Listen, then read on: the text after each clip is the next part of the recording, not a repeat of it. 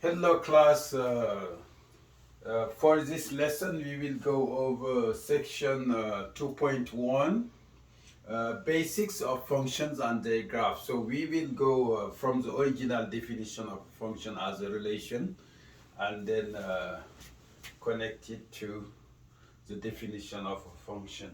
So the objectives are finding the domain and range of a relation, so means we will define what is a relation first, determine whether a relation is a function, use function notation to evaluate functions.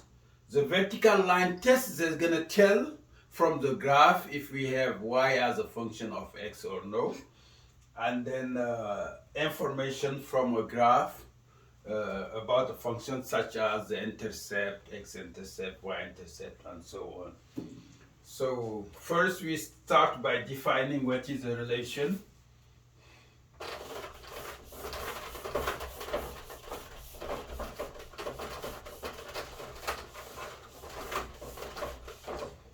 So a relation is any set of ordered pairs. Any set of ordered pairs is called a relation. An ordered pair, by the way, is of the form AB, where A and B are real numbers. So for example, 1, 2, 5, -1, and so on are ordered pairs. Okay, so now any set of ordered pairs means, for example, if we have I just gonna give you some examples of sets of ordered pairs. So for example, 0, -5, 1, -2, -2, 4, 2, and then 8, 9. So for example, this set is a relation. This is this set of ordered pairs.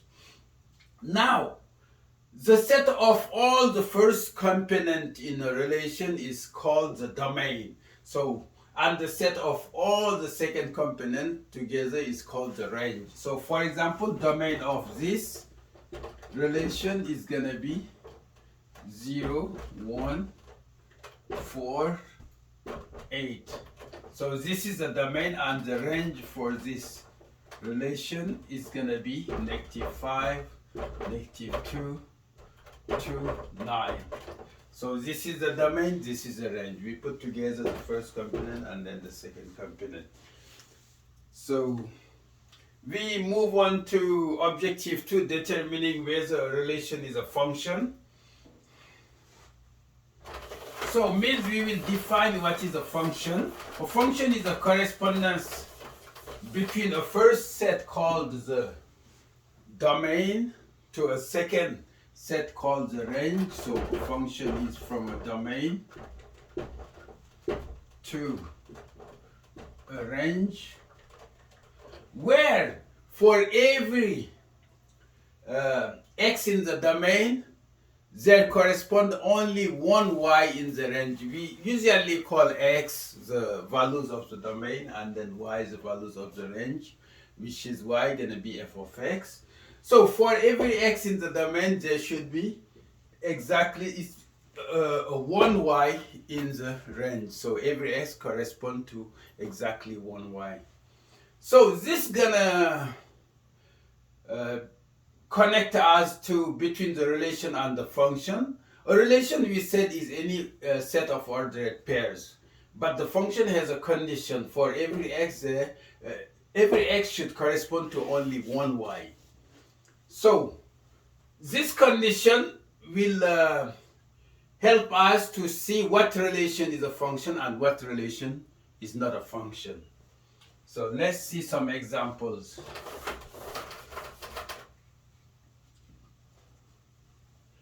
So for example, I give you here a relation and then we will check if it's a function.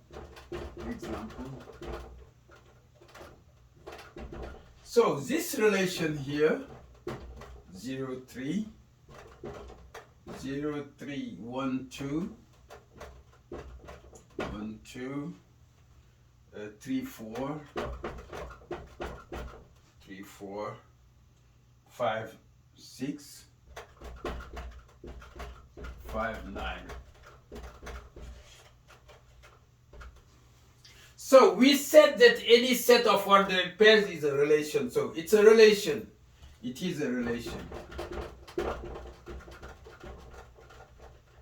To check if it's a function, we use a Venn diagram. So we're gonna use a Venn diagram where we put the domain first. So 0, 1, 3, 5, and then we have 5, we don't need to repeat it. And then we have 0, 1, 3, 5. So we have 3 now.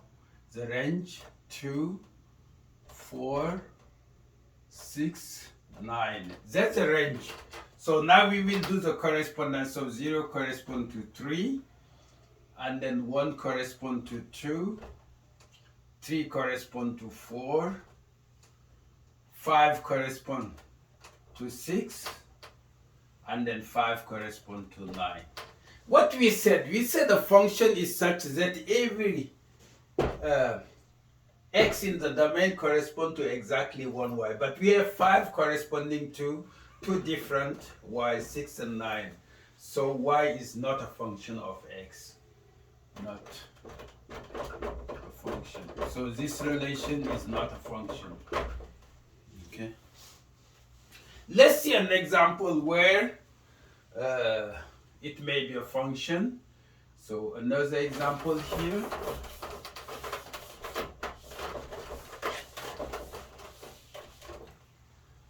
So for the second example, we have the relation 1, 2, 2, 3, 4, 5, 6, and 7, 10.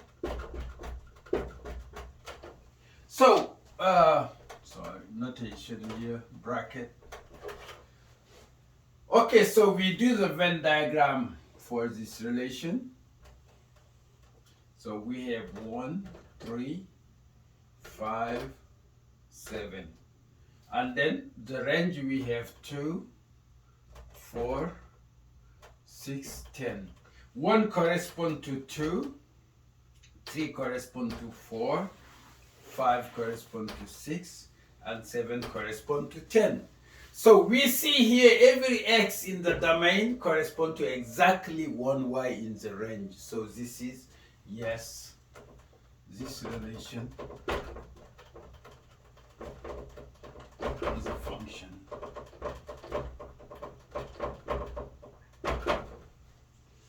Okay. So let's see now the next objective. So next objective is to evaluate functions using function notation. So in that case,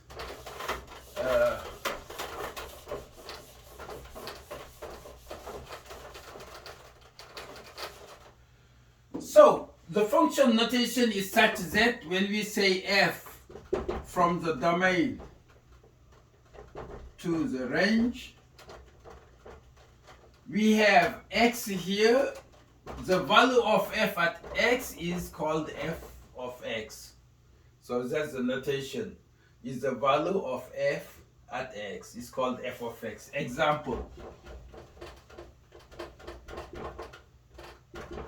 So example, let's say we give a function f of x equal to x minus 3. For example, this is called a linear function. Is of the form ax plus b. So we want to evaluate. So we can talk about the domain. What is the domain of this? The domain in general is understood that all x's such that f of x makes sense. So for example, this is linear. We can put any x, it makes sense because we can multiply by 2 any real number and then minus 3. So it makes sense. So the domain, for example, is all real numbers. Now we want to evaluate. Let's see some values. let's say we want f of -1, means we substitute x for -1. So we're going to have 2 times -1 minus 3 equal to -2 minus 3 equal -5. Now, we said we can evaluate in any real number, but we can also evaluate in a variable. Let's say we want a f of x plus 3. So in that case, we will have a new function because we have x here. So we just substitute x for x plus 3 again. 2x plus 3 minus 3, which is 2x plus 6 minus 3, which is 2x plus 3. Okay? So we can use, if you want anything to put inside the function, as long as it's in the domain, is a real number or any variable in the domain of the function. Okay. Let's quickly give another example of evaluating.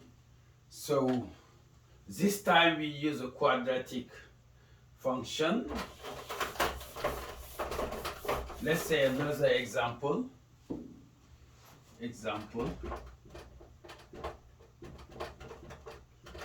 F of x equal to, for example, x squared minus 4x minus 5. So for this function, we call it a quadratic function. The highest power of x is 2. We call it quadratic. Also, quadratic functions are defined everywhere, means the domain is all real numbers, because we can put any x, it will make sense. So for example, we want to calculate f of -x equal to, we substitute x for -x squared minus 4 times -x minus 5, so equal to x squared plus 4x minus 5. So we obtain a new function here as we use the variable, and we can evaluate more, anything we want. So let's see now the next objective. The next objective is a vertical line test. The vertical line test allows us from a graph of an equation to decide if y is a function of x or no.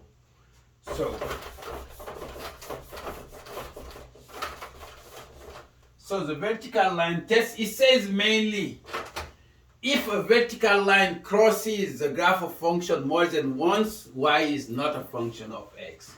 So if the graph, if a vertical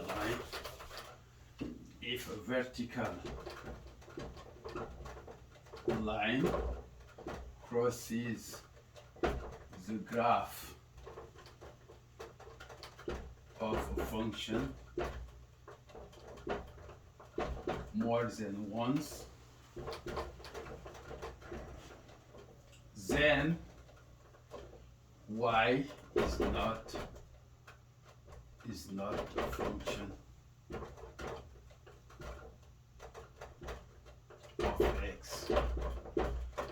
By the way, we have many different graphs, but the graph doesn't mean always we have a function. Sometimes it's just graphs of equations. Okay? So let's see what they mean in examples here. So let's consider this graph, for example, x, y. And let's say it's a graph of a quadratic function.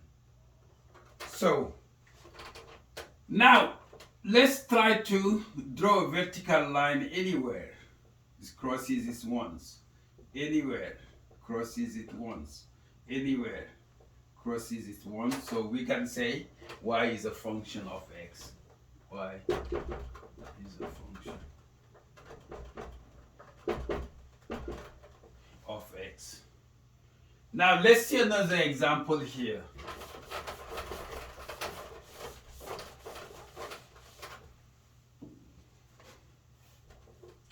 Let's see a parabola, for example.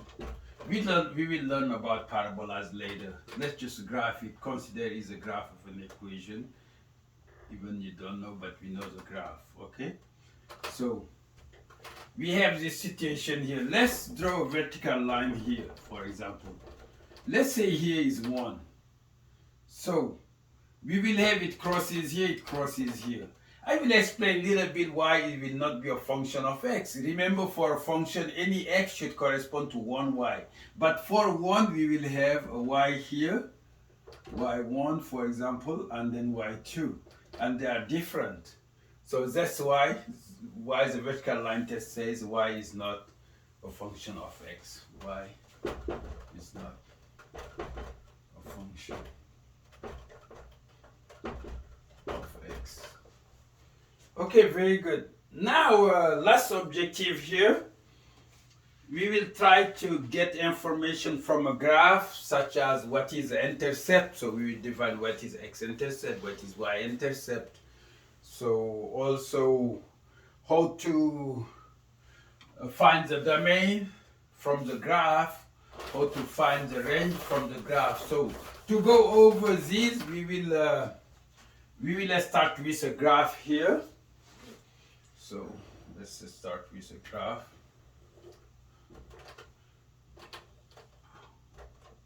So what I'm going to do, I will graph, let's say here is -5, and then I start somewhere here. Okay, here, open that, and then graph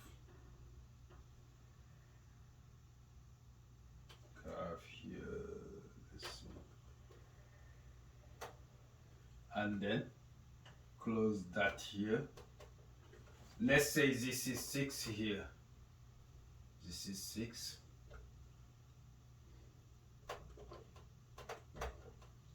This is 6. This is, let's say 2. Let's say 2. 2, and then let's say this is 5. 5 here. So some information here. Let's say this is -5. You know, it's going to be different. -5, and this is 5. So I put it -6. Let me change it because it's a little bit lower. So for example, where the function crosses the y-axis is called y-intercept here at -6. So y-intercept is -6. So y-intercept at -6. Oh, the value is at 0, but the value is, sorry, y-intercept is -6. Or the point, in terms of point, is going to be 0, -6. Okay. So x-intercept